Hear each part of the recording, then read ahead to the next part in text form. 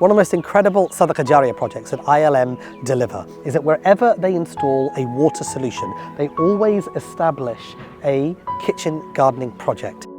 Over 100 trees are being planted that will support a large family of about 14, 15 people for generations to come, giving them a livelihood, an income, and food to eat. How incredible is that? Imagine doing something just one time, and then every day, every moment, every minute, every hour, you're gathering these rewards for hundreds of years to come. The Messenger of God ﷺ said that there is not a Muslim who plants a tree or sows a seed, a bird, an animal, or a person eats from it or benefits from it, except that every single time that happens, it is considered a sadaqah, a charitable gift.